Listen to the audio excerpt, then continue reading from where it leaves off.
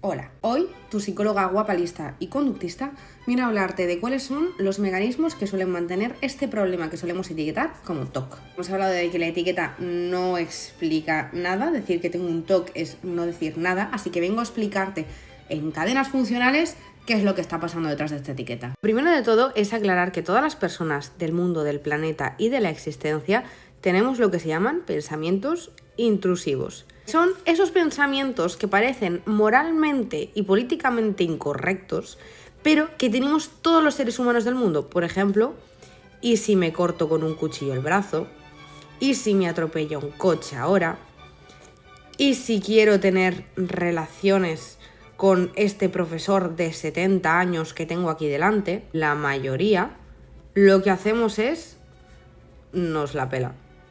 Nos da absolutamente igual tener un pensamiento intrusivo. Vale, pues ha venido y como ha venido, se irá. Pero hay gente que por su historia de aprendizaje le genera un mogollón de malestar tener este pensamiento. Cuando aparecen este tipo de pensamientos, lo que hacen es empezar a plantearse un montón de cosas. La primera, ¿por qué pienso esto? Que si lo pienso es porque quiero hacerlo. Pensar algo es lo mismo que querer hacerlo. Si yo pienso en hacer daño a mi hijo, ¿eso quiere decir que quiero hacer daño a mi hijo?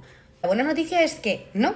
Podemos pensar un quilillón de cosas a lo largo del día y no todo lo que pensamos quiere decir que queremos ponerlo en marcha. Mira, pensar no es hacer. Tus pensamientos son reales en cuanto a que son pensamientos, existen y están ahí, pero tú puedes pensar en las 17 maneras diferentes en las que matarías a tu jefe y eso no quiere decir que vayas a hacerlo en la realidad. La cuestión es que como yo estoy pensando que pensar quiere decir que de alguna manera quiero hacerlo y este es un pensamiento que va a ir a la yugular de lo que me preocupa y políticamente incorrecto, lo que voy a hacer de alguna manera es evitar el pensamiento o aliviarlo.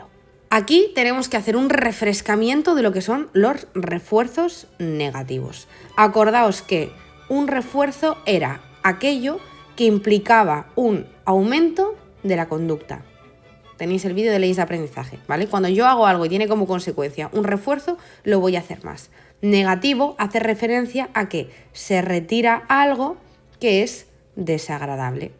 Entonces, en este caso, si cada vez que aparece un pensamiento yo lo que hago es evitarlo o aliviarlo, en ese momento lo que va a ocurrir es que la ansiedad de ese pensamiento disminuye. Las conductas que yo puedo hacer para aliviar ese pensamiento son de lo más variadísimo. Por ejemplo, repetir otra vez lo que estaba haciendo. Puede ser preguntar a una persona de mi entorno ¿por qué hago esto? Si lo estoy haciendo, que si es porque quiero hacerlo de verdad o no lo quiero hacer.